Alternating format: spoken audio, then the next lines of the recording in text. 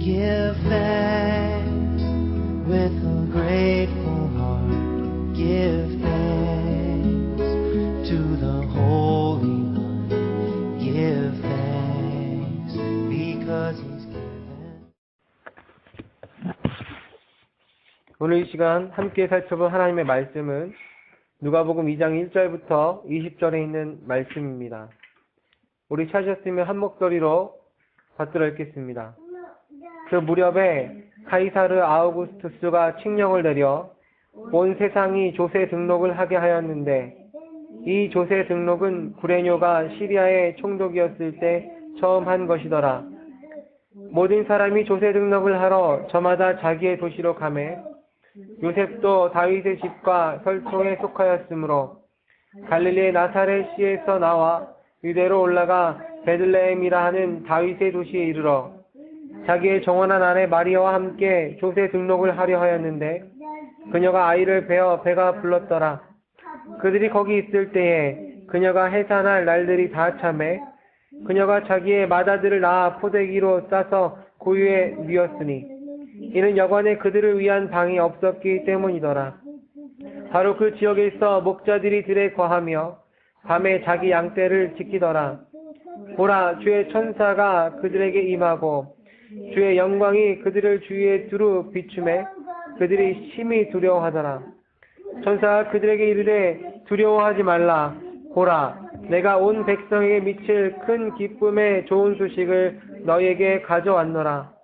이날 다윗의 도시에 너희를 위해 구원자 곧 그리스도 주께서 태어나셨느니라. 이것이 너희에게 표적이 되리니 곧 너희가 포대기에 쌓여 고유에 누인 아기를 보리라 하매 갑자기 하늘의 군대의 무리가 그 천사와 함께하며 하나님을 찬양하여 이르되 가장 높은 곳에서는 하나님께 영광이요 땅에서는 평화와 사람들을 향한 선하신 뜻이로다 하니라. 천사들이 그들을 떠나 하늘로 올라가니 목자들이 서로 이르되 이제 우리가 베들레헴까지 가서 주께서 우리에게 알려주신 일 곧 일어난 이 일을 보자 하고 서둘러 가서 마리아와 요셉과 고유에 누인 아기를 찾아서 보고는 그때 천사가 이 아이에 대하여 자기들에게 말한 것을 널리 알리니 그것을 들은 자들이 다 목자들이 말하는 그 일들을 이상히 여기되 마리아는 이 모든 일을 마음속에 간직하고 깊이 생각하니라. 목자들은 천사가 자기에게 일러준 대로 자기들이 듣고 본 그 모든 일로 인하여 하나님께 영광을 돌리고 찬양하며 돌아가니라. 아멘. 말씀을 위해서 기도하겠습니다.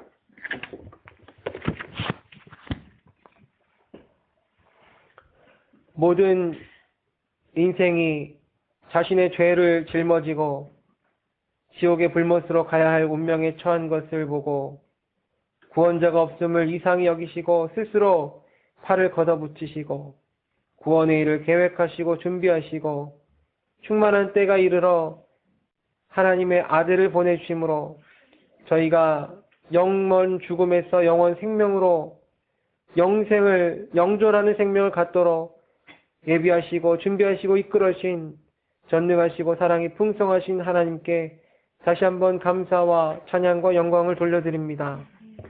오늘은 특별히 많은 날들이 있지만 그 중에도 불구하고 교회의 전통에 따라서 성탄의 절기로 지키는 날, 저희가 이날에 모여 다시 한번 아버지께서 아들을 우리에게 보내신 이유와 그 깊은 뜻을 묵상하며 또한 그것을 통해서 하나님을 경배하고 높여드리게 이 자리에 나왔사오니 성령님께서 저희를 기억하여 주시고 저희가 영과 진리로 아버지께 나아갈 수 있도록 인도하여 주옵소서. 저희가 다 주의 말씀 앞에 섰사오니 저희의 모든 생각과 사람의 생각과 지식을 다 내려놓고 온전히 아버지께서 말씀을 통해서 오늘 이 시간 저에게 주시고자 하는 말씀의 깊은 것들을 깨달아 아버지 저희가 그것으로 지표를 삼고 이 악한 현 세상에서 순수한 믿음을 지키고 살아갈 수 있도록 인도하여 주옵소서. 힘이 부족한 자에게 말씀을 사역에 맡기셨은즉 온전히 주님께서 힘주시고 능력 주실 것을 믿고 이 자리에 섰사오니 모든 죄된 모습과 모든 인간적인 나약함과 인간적인 부패한 모든 모습들은 다 제거해 주시고 온전히 말씀을 맡은 사역자로서 광야에서 외치는 목소리로서 주의 말씀을 온전히 잘 전할 수 있도록 인도하여 주옵소서. 또한 이 듣는 회중에게도 성령님께서 부드러운 마음을 주셔서 가라고 갈라진 마음에 성령의 은혜를 내려주시어서 부드러운 마음밭이 되어 말씀의 씨앗을 받을 때 그것이 100배의 결실을 맺게 하여 주옵소서. 여러 가지 사정으로 인해 참석하지 못하여 소망함으로 인터넷을 통해 이 말씀을 듣는 모든 주의 자녀들을 기억하여 주시고 그들이 어디에 있든지 간에 어떠한 상황에 처해 있든지 간에 여기에 모인 저희와 동일한 은혜와 축복으로 그들과 함께 하셔서 그곳에서도 말씀과 능력이 살아서 역사하는 경험을 체험하여 귀한 간증으로 하나님께 함께 영광 돌릴 수 있도록 주여 이 회중과 이 자녀들을 이끌어 주옵소서. 예수님의 이름으로 감사하며 기도하였습니다. 아멘. 오늘 12월 25일로 성탄을 축하하는 절기로, 성탄절 절기로 오늘 경배 시간에 모였습니다. 12월에는 우리 주 예수 그리스도의 탄생을 축하하는 성탄 절기가 교회에 있습니다. 12월 초부터 거의 대부분의 모든 교회들은 성탄절을 상징하는 장식들로 교회를 꾸밉니다. 교회 본관 앞에 커다란 오각형의 별을 달아놓고 이렇게 반짝이도 해놓고 그렇습니다. 그리고 성탄 트리도 장식을 합니다.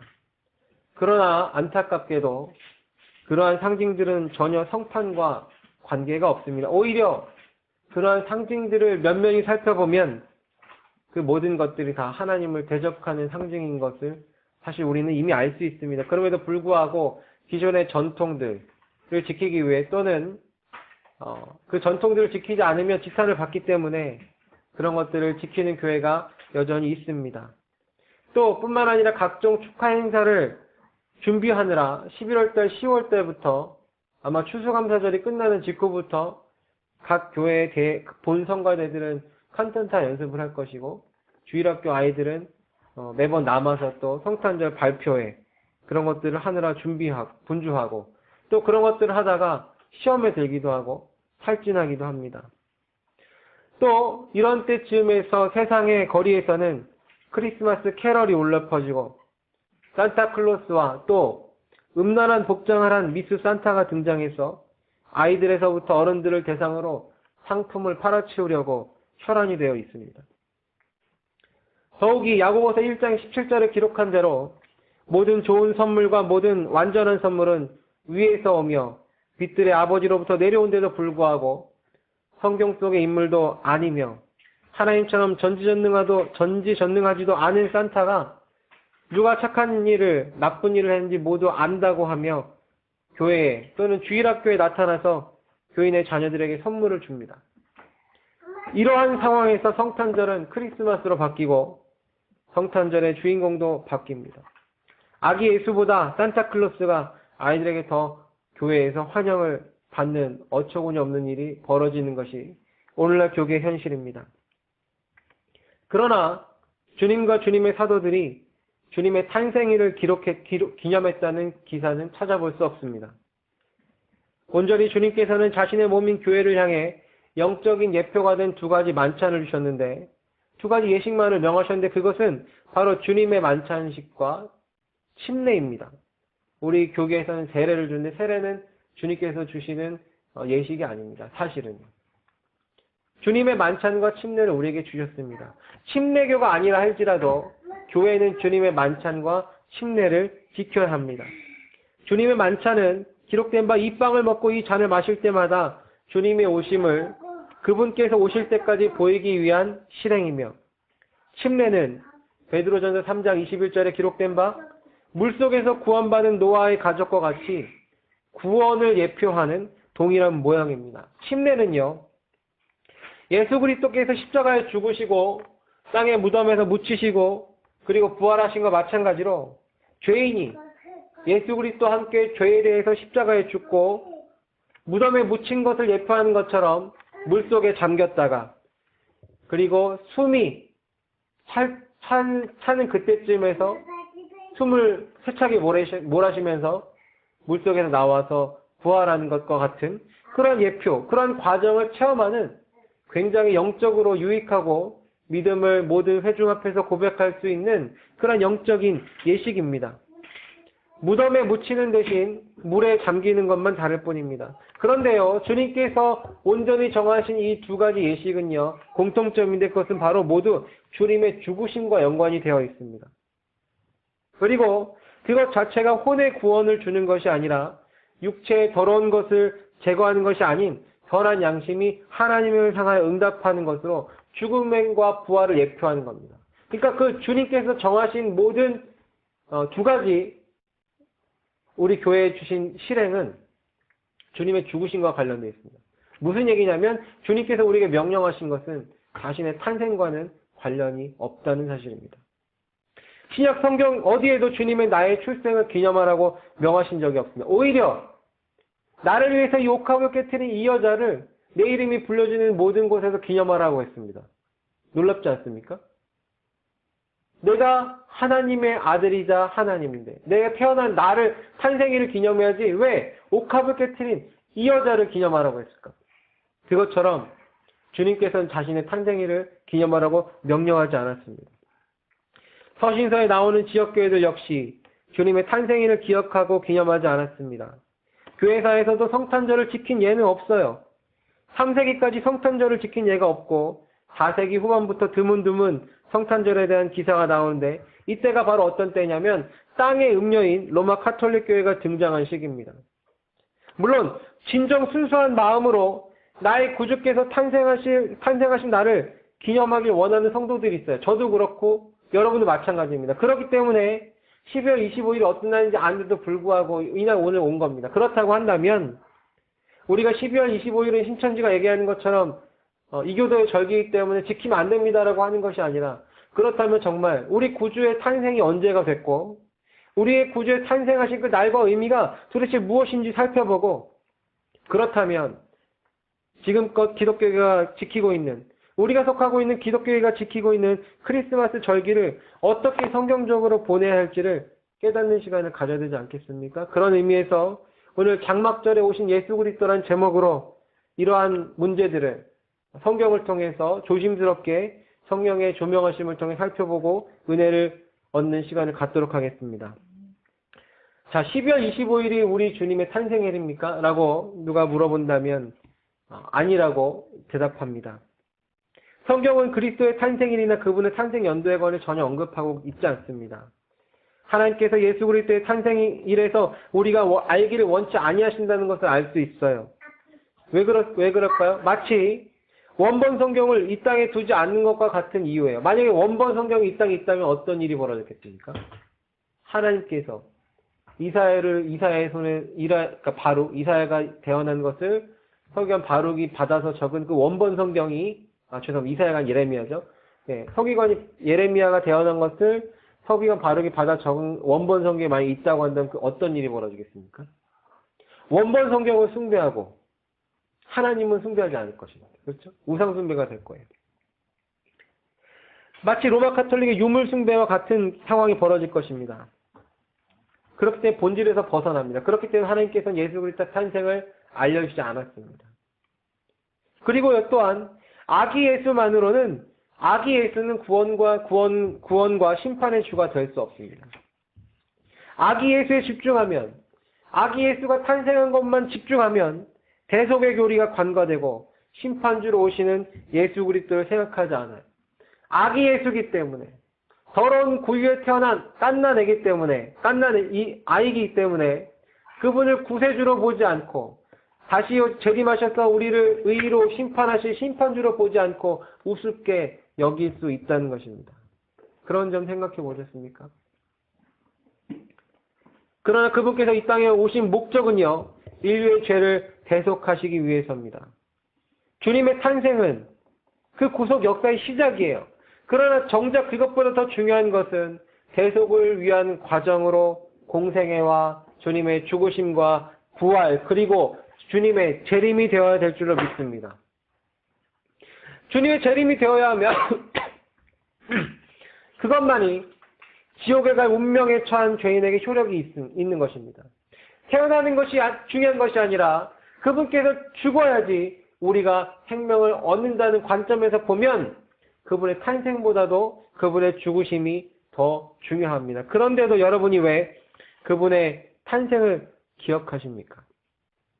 바로 저도 그렇지만 주님의 십자가의 대속 사역에 대해서 감사할 때 그분의 부활을 하나하나 되새기고 그분의 승천을 되새기고 그 전에 그분의 부활을 되새기고 또한 40일 동안 제자들과 머물면서 그들을 돌보셨던 것을 되새기고 무덤에 있었던 것을 되새기고 3일 밤낮을 육신은 무덤에 계시고 혼은 지옥에서 고통을 당하시고 속죄제물이 되시고 그리고 그 전에 사람의 법정에서 수치와 모욕을 당하시고 그 전에 또 공생을 통해서 병든 자와 가난한 자와 약한 자들을 돌보시고 그리고 그 전에 계속 추억하면 어디까지 갑니까?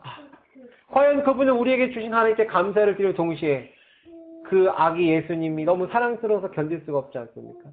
그렇기 때문에 우리는 주님의 탄생일을 그런 의미에서 생각하는 것입니다. 여러분도 그렇게 생각하는 것을 저는 믿습니다. 마치 결혼기념일날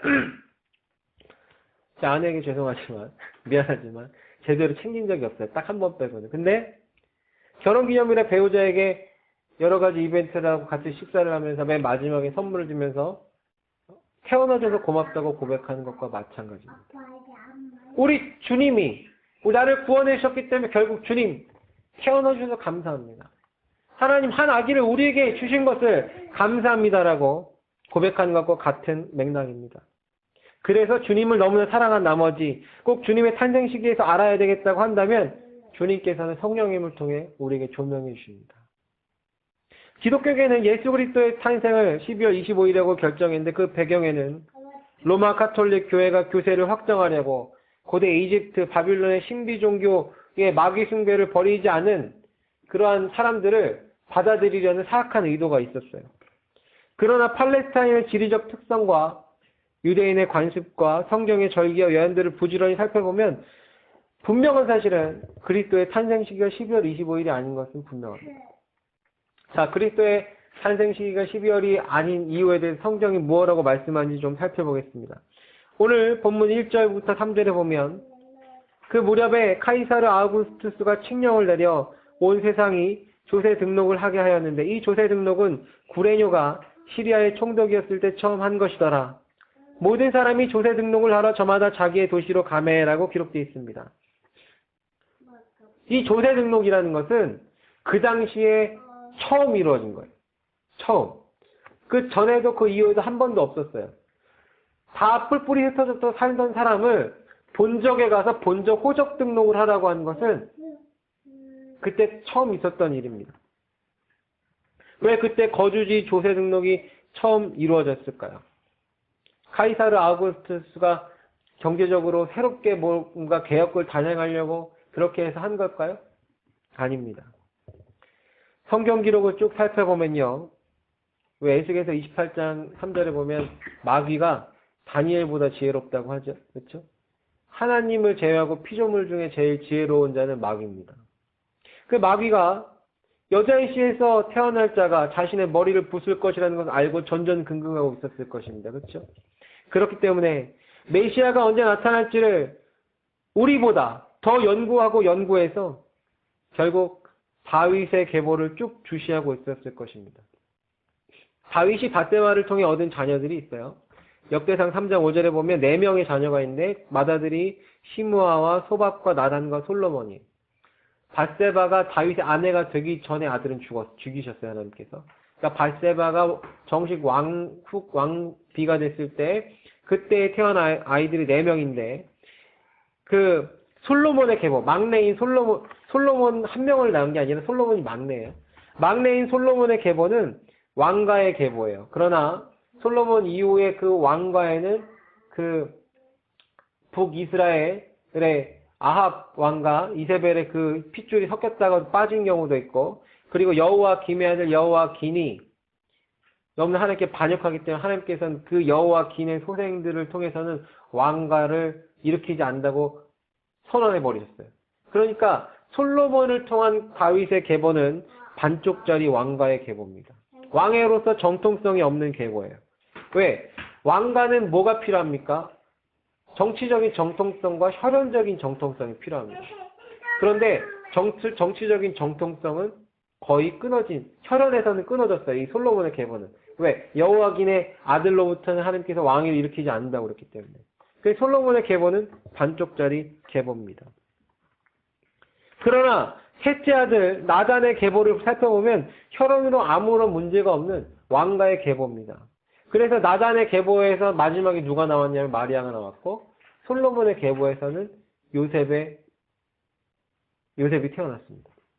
그래서 하나님께서는 다윗의 왕가의 왕으로 예수 그리스도를 보내시기 위해서 솔로몬의 그 혈연적인 부족함들은 마리아의 계보를 통해서 채우셨고, 마리아에게 없는 왕의 정통성은 남편이 요셉을 통해서 그렇게 채워왔습니다. 그렇기 때문에 이렇게 마귀는 다윗의 왕가의 사람들을 쭉 살펴봤을 거예요. 쭉. 그런데 그때에 다윗의 왕가의 두 사람이 만나서 왕위의 정통성을 회복하는 그 순간, 요셉과 마리아가 만났을 그 순간에 마귀는 가이사르 아우구스트를 통해서 온 로마를 그 전에 통일시키고 제국을 건설했던 겁니다. 가이사르 아우구스투스를 통해서 세계가 돌아가는 것이 아니라 그 보잘것없는 촌에 있는 마리아와 요셉을 통해서 온 세계를 움직이신 하나님을 대적하기 위해서 마귀가 세상의 왕들을 사용한 것입니다.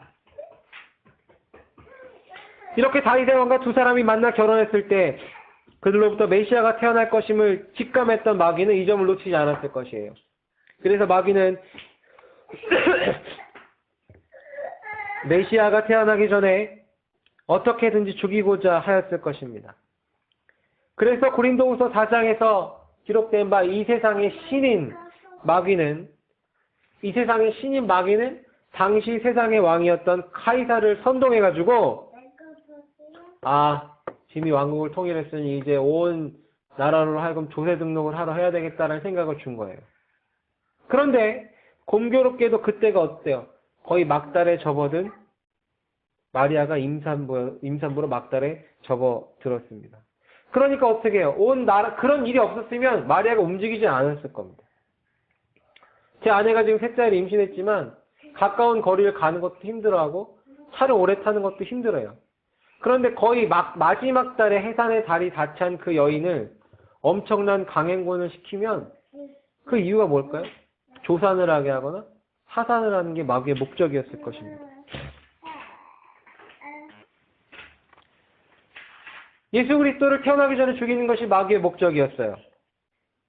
그런데 그 갈릴리의 나사렛에서부터 베들레헴까지의 그 지도를 어제 좀 살펴봤습니다.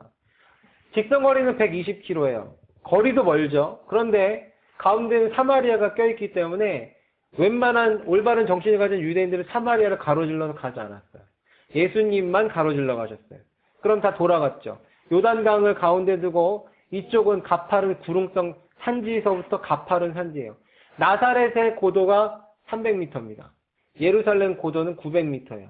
그러니까 산지로 가면서 어떻게 점점 올라가는 고도입니다. 여러분 그 대관령 미시령을 올라갔다가 내려가면 어때요? 귀가 이렇게 먹먹해 뻥 뚫리는 그런 기압차를 느끼죠. 300에서 900은요 엄청난 기압차입니다. 그런데 올라갈수록 저지대에 살던 사람이 고지대에 가면 뭐가 부족해요? 산소가 부족하죠. 나귀를 타고 간다고 해도 덜컹거리니까 그 충격이 어떻게 돼요? 척추로 다 올라오잖아요. 척추와 골반의 통증이 어떻게 돼요? 애가 나올 수밖에 없는 구조입니다. 아브라함은 그 모리아산으로 이삭을 바치러 갔을 때 사흘길을 갔어요. 사흘길. 아브라함이 있었던 곳에서부터 모리아산이 거리가 90km입니다. 그러면 건장한 청년과 노인이 같이 보조를 맞추면 평균 하루에 30km 갔다고 하는데 그들은 그래도 남자잖아요. 아브라함은 그 뒤로부터 40년을 더 사는 것 같은데, 그렇죠? 70년을 더 살았어요.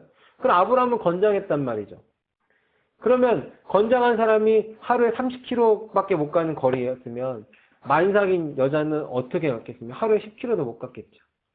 그럼 그 구릉성 산지와 고산지대를 거쳐서 가는 그 거리는 150에서 180km였어요. 그러면 하루에 10km를 부지런히 간다고 해서 20일이 넘는 거를 노숙을 하면서 그렇게 갔었을 것입니다. 기본적인 결과는요, 그냥 유산이고 사산이고 조산입니다. 마귀의 계략은 거의 맞아 들어가는 것처럼 보였습니다. 그러나 마리아의 나이는 한 10대였을 겁니다. 10대. 그 당시 유대의 결혼 나이를 보면 10대였을 겁니다. 그럼에도 불구하고 우리가 누가복음 1장에 마리아가 하는 고백을 보면 10대의 고백이라고 믿기지 않는 믿음 있는 고백을 하는 것을 보았습니다. 마리아는 이 여정이 자칫하면 죽을 수도 있는, 나와 아기가, 천사가 이야기해준 그 아기가 죽을 수도 있는 그런 상황을 알았습니다. 그럼에도 불구하고 하나님께서 함께 하신다면 내가 무사히 그곳에 갈 수 있을 것이라는 믿음을 가지고 그녀는 험한 여정을 가기로 결심했습니다. 우리 사랑하는 자매님들, 마리아와 같이 강한 믿음을 가지시기를 바랍니다. 자, 그런데 아무리 카이사르라고 하더라도 밀란의 위험 때문에 함부로 전 인구를 이동시킬 수가 없어요. 왜냐하면 한 번에 전 인구를 한쪽으로 이동시키면 그때를 노려가지고 제국에 반역하는 사람들이 전쟁을 일으킬 수 있잖아요. 그러니까 조세 등록을 해도 각 민족별로 막 할 수는 없어요. 그런데 어떻게 하면 효율적으로 효요가 나지 않게 인구를 이동시킬 수 있을까라고 고민하다가 아마도 제 생각입니다만은 유대인의 경우에는 예루살렘 총독을 불러가지고 어떻게 하면 유대인들을 조세 등록을 하게 할까? 잘못하면 전쟁이 날 수도 있을 것 같은데 그랬더니 아마 총독이 그랬을 것입니다. 카이사르시여, 걱정하지 마시옵소서. 유대인들은 1년에 3번 무조건 예루살렘을 가야 됩니다. 그때는 하나님께 경배드리러 가는 것 때문에 절대 전쟁을 하지 않을 겁니다. 라고 아마 조언을 줬을 겁니다. 그래서 아마도 카이사르는 그 시기에 맞춰서 호적 등록을 하라고 칙령을 내렸으면 우리는 상식적으로 이 정도는 추측할 수 있습니다. 설교를 할 때 그냥 말도 안 되는 지어낸 얘기를 예화로 하는 것보다 이게 더 합리적이죠. 그렇죠? 제가 책도 찾아봤습니다. 그때. 자, 그러면 적어도 유대인이 1년에 3번 하나님께 나오는 절기는 3가지. 유월절과 그리고 오순절과 장막절 3개입니다. 3월달 그리고 5월달 무렵 그리고 9월달에 있는 장막절 3개입니다. 주님의 탄생일이 이 3개로 압축이 됐어요. 자, 누가복음 오늘 본문 6절에 보면 그들이 베들레헴에 있었을 때 해산할 날들이 참해 그녀가 자기의 맏아들을 낳아 포대기로 싸여 구유에 누이었으니 이는 여관에 그들을 위한 방이 없었기 때문이더라. 그리스도께서 탄생하셨던 그 시기에 예루살렘 근교에서는 각처에서 올라온 많은 순례자들이 일시적으로 증가하여 그리스도께서 탄생하시는 날에 저녁에는 요셉의 고향이 베들레헴이잖아요. 그렇죠? 요셉의 고향에서조차 거할 장소가 없었으면 우리는 알 수 있었을 겁니다. 친척집에도 묵을 데가 없었던 거예요. 여관이 아닙니다. 그 본문에는 카타코마라는 그 단어가 쓰였는데 맞는지 모르겠는데 그거는 그냥 손님을 위한 묵을 방, 사랑방이라는 뜻이에요. 당시에 유대인들은 집에 사랑방으로 쓸 때가 다 있진 않지만 그런 데 있었어요. 그래서 유대인은 형제이기 때문에 이렇게 재워주고 그랬어요. 우리도 아주 조선시대나 그런 데 보면 하룻밤 묵고 갈 수 없겠어 이러면서 이렇게 했잖아요. 그런 것과 같이 그런 방들이 없어서 어디서 잤냐면 당시 유대인의 그 집은 구조는 1층에는 저희도 이제 함경도 같은 데 가면은 그런 정주관이라는 데가 있는데 집 안에 부뚜막 옆에 그 우리가 있어요. 그래서 밖에서 키우던 가축들을 다 안으로 데리고 와가지고 겨우 내내 먹입니다. 그러니까 우리가 알고 있는 그 서부에 있는 마국간 같은 그런 마국간이 아니라 그냥 그 부엌대기 옆에 있는 그런 우리 1층에서 아이를 받아가지고 낳았다는 것을 알 수가 있습니다. 자, 지금 이러한 배경에 우리 주님께서 탄생하셨어요. 그럼 이제 절기를 좀 압축해보면 어떻게 생각할 수 있었을까? 자, 가장 중요한 것은 8절입니다. 8절에 보면 바로 그 지역에서 목자들이 그들에 거하며 밤에 자기 양떼를 지키더라. 갑자기 뜬금없이 목자가 나옵니다. 뜬금없이 목자가 나와요. 왜 목자일까? 왜 그 당시에 누가복음 뒤에 보면 예수 그리스도 메시아를 기다리던 믿음에 있는 사람들이 많이 있었습니다. 그럼에도 불구하고 왜 목자에게 먼저 나타났을까? 우리 주님께서는 어떤 분이십니까? 베드로전서 5장 4절에 기록된 대로 우리의 뭐 되십니까? 목자장 되십니다. 그렇죠? 목자의 우두머리께서 태어나셨으니 당연히 누구한테 먼저 알려줘야 돼요? 목자에게 알려줬습니다. 그리고 이 목자에게 알려줬다라는 기록이 가장 성경의 중요한 핵심에 우리 주님께서 태어난 그 단서를 제공합니다. 왜 그러냐면 팔레스타인 지방의 겨울은요, 낮에는 뜨겁고 밤에는 상당히 추우며 비가 오는 계절입니다. 보통 유대인들은 4월 초승경부터 양떼를 들판에 방목하기 시작하는데 4월은 방목하긴 해도 목자들이 같이 자진 않아요. 왜냐하면 4월부터 6월까지는 밤에 추워서 막 이슬이 내리거든요. 그래서 언제부터 같이 동거를 하냐면 양들이랑 노숙을 하게 되냐면 7, 8, 9월에 노숙을 합니다. 적어도 오늘 이 기록에 보면 목자들이 들에 밤에 거하며 자기 양떼를 지킨다는 그 기록을 봤을 때 이 기간은 7, 8, 9월 정도가 됐으면 우리는 짐작할 수 있습니다. 그렇기 때문에 따라서 10월 말 이후에 목자들이 들판에서 자신들의 양떼를 먹이고 지키는 것은 그들의 관습이 아닐 뿐 아니라 거의 불가능한 일입니다. 에스라서 10장 9절에 보면 유다와 베냐민의 모든 사람이 사흘 안에 예루살렘에 함께 모이니 이때는 9월 곧 그 달 11일이더라. 온 백성이 하나님의 집에 거리에 앉아서 이 일로 인해 큰 비로 떨었더라. 이렇게 기록되어 있습니다. 이 9월은요, 우리가 알고 있는 태양력이 아니라 이스라엘 종교력입니다. 이 이스라엘 종교력 9월 달에 하나님 집에 갔더니 폭우가 쏟아지고 엄청 추웠다는 거예요. 이것은 태양력으로 11월이나 12월 초입니다. 태양력으로 11월과 12월 초, 지금의 이스라엘 날씨는 춥고 폭우가 내리는 그러한 날씨예요. 그러므로 이런 사실로부터 우리 예수님의 탄생이 늦어도 10월 말 또는 11월 초 이전임을 알 수 있죠. 그렇죠? 예수님의 탄생이 그럽니다. 자, 11월경에 들어서 양치는 목자는 아무도 없어요. 그러니까 12월 25일은 절대로 아니라는 겁니다. 자, 그러면 7월부터 9월에 있는 절기는요, 장막절밖에 없습니다. 그럼 장막절이 우리 주님의 탄생일이냐?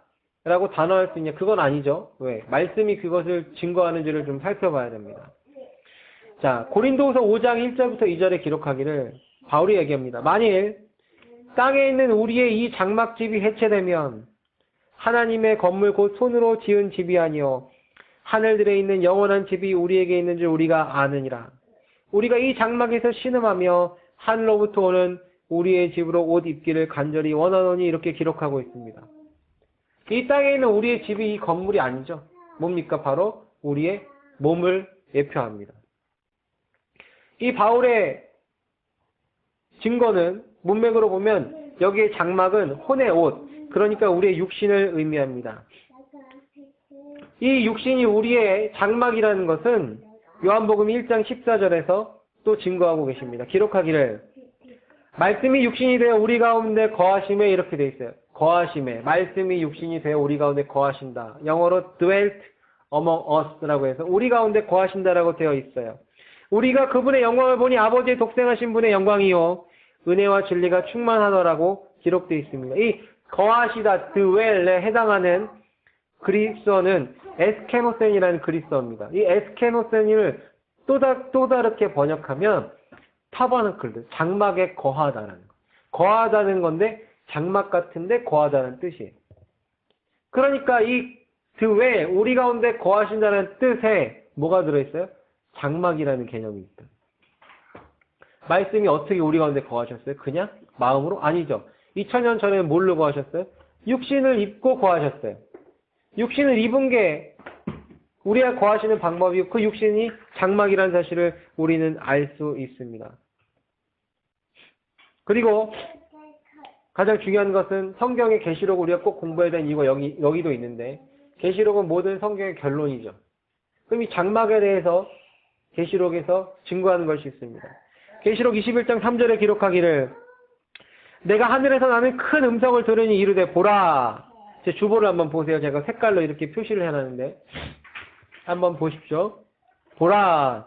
하나님의 성막이 사람들과 함께 있고 그분께서 그들과 함께 거하시리라. 구조를 보세요. 영어 단어를 봐도 똑같아요. The tabernacle of God is with man, and he will do well with them. 하나님의 성막이 사람들과 함께 있고 그분께서 그들과 함께 거하시리라. 문장의 구조가 똑같죠. 그렇죠? 하나님의 성막이 그분께서 사람들과 그들 함께 있고 함께 거하시리라. 앞서서 뭐라고 그랬습니까? 우리 dwell이라는 단어가 장막, 거하다, 장막에 거하다라는 단어의 뜻을 포함하고 있다고 그랬죠? 근데 그 내용을 계시록 21장 3절에 명시하고 있습니다. 본문에서 하나님의 성막은 뭡니까? 그분 자체입니다. 예수 그리스도께서 하나님의 성막이에요. 하나님의 성막. 예수님께서 계시록에서는 어린 양으로 도살당한 어린 양으로도 보이시고, 그죠? 하나님의 성막으로 모세가 봤던 하나님의 그 성막 자체일 수도 있고, 그렇게도 보이기도 하고 예표가 되고, 또 예수님께서는 예수님 그분 변화된 몸을 입은 그분 자체가 바로 뭐예요? 하나님의 성막입니다. 왜 그렇습니까? 히브리서 1장 3절에 기록하기를 그 아들은 하나님의 영광의 광채시고 그분 자체의 정확한 형상입니다. 몸이 뭐라고 했죠? 장막이죠. 그분 자체의 정확한 형상이 뭐예요? 예수님이죠. 그럼 뭐예요? 그분 자체의 형상이 장막이 되죠. 그렇죠? 이게 다 순환하면서 서로를 증거합니다. 하나님의 정확한 형상은 아들이에요. 하나님의 성막은 하나님의 형상임을 알 수 있습니다. 그렇다고 한다면 성막, 장막은 몸이 됩니다. 따라서 장막절의 절기야말로 예수 그리스도께서 성육신을 하는 것을 예표하는 절기일 수밖에 없어요. 딴 건 될 수가 없습니다. 사랑하는 성도 여러분, 우리 주님께서 장막절에 태어난 것을 믿으시기를 바랍니다. 주님은 장막절에 태어나셨어요. 자, 단순히 주님은 장막절에 태어나셨다는 것을 확인하는 것이 오늘 말씀을 전하는 목표는 아닙니다. 왜 주님께서 장막절에 태어난 것이 중요할까? 장막절이 지켜지는 유대 종교 7월 달은 티실이라는 달인데, 장막절은 유대 종교력 7월로 15일입니다. 근데 그 장막절을 지키기 이전 7월 1일부터 유대인의 중요한 세 가지 절기가 들어가는데, 그때는 뭐가 있냐면 7월 1일 날 나팔절이 있고, 그리고 7월 10일 날 대속죄일이 있고, 15일이 돼서야 장막절을 지킵니다. 나팔절은 우리 교회의 휴거를 예표하고, 대속죄일은 휴거된 이후에 7년 대환란이 있고 나서 이스라엘이 민족적으로 회개하는 회개의 날을 예표하고, 이스라엘이 예수 그리스도는 메시아다라고 고백하는 그 순간에 뭐가 이루어집니까? 바로 3년, 후 3년 반 마지막 날 주님께 단축시키는 그 날에 예수님께서 뭡니까? 장막절에 재림합니다. 욥기 33장 14절에 기록하기를 하나님은 한 번 말씀하시고 참으로 두 번 말씀하시되 사람이 그것을 깨닫지 못하니라고 기록되어 있습니다. 그렇다고 한다면 하나님께서 사람을 깨닫게 하기 위해서 적어도 2번 이상 말씀하시고 똑같은 예표를 성경을 2번 이상 성취하십니다. 우리 주 예수 그리스도께서 초림 때 장막절에 오셨다면 그분께서는 재림 때 장막절에 오십니다. 그러나 교회는 재림과는 상관이 없고 휴거랑 상관이 있기 때문에 오히려 교회의 휴거는 최대로 나팔절이나 아니면 그 이전에 6월절과 나팔절 사이의 기간이 될 것입니다. 언제 주님께서 우리 휴거로 옮기실까 날짜를 정확히 찍는 거는 성경적이지도 않지만 우리가 대충 이렇게 짐작을 하고 있다면 어느 날, 몇 날, 며칠에 주님께서 재림하실 것이 휴거를 하게 하실 것이다라고 막 떠벌리고 다니는 사람이 있으면 분별할 수는 있겠죠? 그렇습니다. 예수님께서는 두 번째 장막절에 공개적으로 공중에서 새로운 옷을 입은 성도들과 함께 재림하실 것입니다. 우리도 예수님과 함께 재림할 거예요. 뭐예요? 예수님이 장막절에 새로운 죄 없는 몸을 입고 초림 때 오신 것과 같이 우리도 휴거한 뒤에 혼인잔치를 7년 대환란이 땅에서 있는 동안에 그리스도의 심판석에서 몸을 정결케 하고 몸을 정결하게 한 다음에 어떻게 돼요? 혼인잔치를 하는 게 아니에요. 예수님과 이 땅에 결혼해서 온 다음에 천년왕국을 결혼 피로연으로 갖는 겁니다. 우리가 새로운 몸을 입으니까 장막절이 돼야 되겠죠. 그때가? 그렇습니다. 사랑하는 성도 여러분, 예수님께서는 장막절에 재림하실 것을 믿으시기 바랍니다. 오늘 말씀의 결론이에요. 하나님의 말씀으로 예수 그리스도께서는 12월 25일이 아닌 장막절에 탄생하셨음을 우리는 확인했어요. the day, 날을 지키는 문제에 있어서 바울은 로마서 4장 16절에 이렇게 이야기합니다. 어떤 사람은 한 날을 다른 날보다 귀히 여기고 다른 사람은 모든 날을 낮게 여기나니 각 사람은 자기 마음에서 완전히 확신할지니라.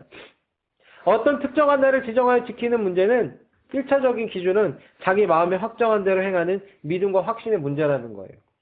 그러나 내가 적어도 초신자가 아니라 성경대로 믿는 성경신자라고 스스로를 고백한다면, 그리고 이렇게 오늘과 같이 장막절에 주님이 태어난 걸 알고 또 다른 경로를 통해서 12월 25일이 비기독교적이고 비성경적인 풍습과 유래를 사용한 것이라고 알고 있다면 우리는 과연 이것을 어떻게 지켜야 될까? 이 날을 어떻게 보내야 될까? 고민할 수밖에 없습니다.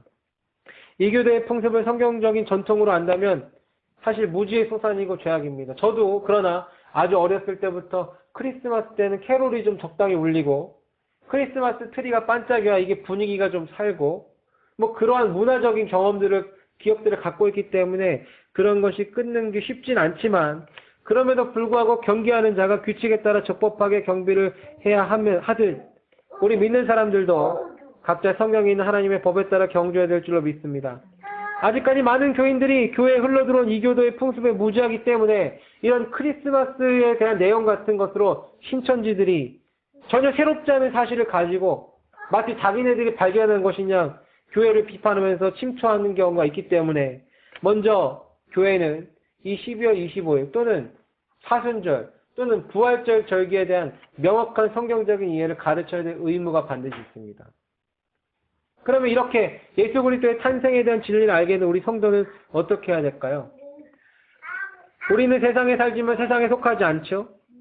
성경대로 믿는 성경 신자들로서 이미 세상과 분리되어 있고 조화되기보다는 분리되기를, 타협하기보다는 비타협과 비동조의 노선을 걸어야 될 것입니다. 그렇기 때문에 이 날을 우리는 이미 다 알고 있기 때문에 어차피 한 날을 정해서 모여야 한다면 이 날에 모여서 그럼 뭘 하느냐?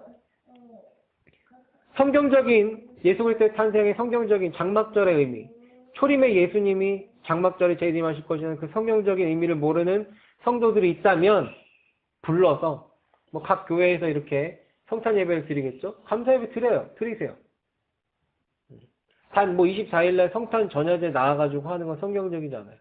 25일날 감사 예배 드리세요. 드리고 나면 그걸로 끝나고 막 놀러 가는 게 아니라 주변에 가까운 그리스도인들을 불러가지고 케이크라도 먹으면서, 사실 케이크도 안 좋죠. 하늘의 여왕한테 바친 떡이 케이크예요, 그게. 어쨌든 뭐 우리 문화에 있으니까 먹으면서 이런저런 얘기를 하면서 진짜 성탄절의 의미를 여러분이 알려줘야 됩니다. 그리고 믿지 않는 가족들은 크리스마스 때 다 불러가지고 밥 먹이면서 불신자들을 전도하는, 크리스마스에 대한 의견들을 나누면서 무슨 크리스마스인데 홀딱 벗은 미스 산타가 나와가지고 음란하게 그렇게 마케팅, 이런 것들은 제대로 정신을 박힌 사람이 싫어하겠죠. 그런 얘기들을 나누면서 진짜의 성경적인 의미 이런 것이다 라고 불신자들에게는 복음을 전하는 기회로 삼아야 합니다. 교회적으로는 12월 25일 날 감사예배를 드리는 건 전혀 문제가 되지 않습니다. 제가 그 모든 것을 알고 있다 할지라도 12월 25일 날 감사를 드리는 걸 제가 배교하는 겁니까? 그건 아니에요. 왜? 우리는 뭐요? 알고 있기 때문에 순수하게 드리는 것, 순수하게. 교회적으로 오직 구원자를 주신 하나님께 감사하는 경배와 교제만 순수하게 드리면 될 것입니다. 사실 제가 바라는 것은 이런 거예요. 항상 추수감사절 때 저는 좀 의아했습니다. 제가 말씀드리는 경우도 있지만 우리가 쌀 농사를 지은 게 아니에요. 그렇죠? 성경에는 밀농사를 짓는 겁니다. 그리고 그 곡식단을 갖고 가서 하나님의 성전에 바쳐야지 그걸 받는 거고, 그걸 돈으로 바꾸면은 5%를 10%를 더 바꿔가지고 내야 돼요. 그런데 교회에서 어떻습니까? 추수감사절이 사실 죄송한 얘기지만 헌금이 많이 들어오는 때예요.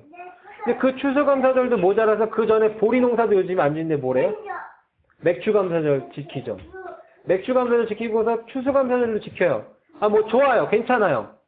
그런데 왜 장막절은 안 지키냐고. 추수감사절이 수장절이란 말이죠. 그 곡식들 감람나무 열매를 수확하는 절기라는 거죠. 그럼 그 절기가 끝나면 뭐 해야 돼요? 장막절을 지켜야죠. 그럼 적어도 장막절에 유대 그 해의 음력의 유대력을 보고 장막절이 될 즈음에서 적어도 이 설교는 해야 되지 않을까 저는 싶습니다. 장막절에 오신 예수 그리스도 설교는 해야 되지 않을까 싶습니다. 사랑하는 성도 여러분, 오늘 우리는 장막절에 오신 예수 그리스도에 대해서 살펴봤어요.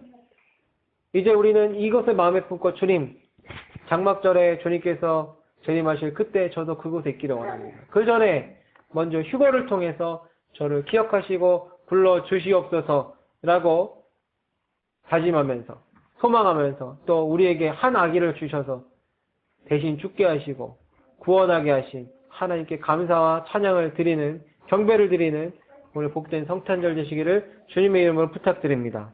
기도하겠습니다.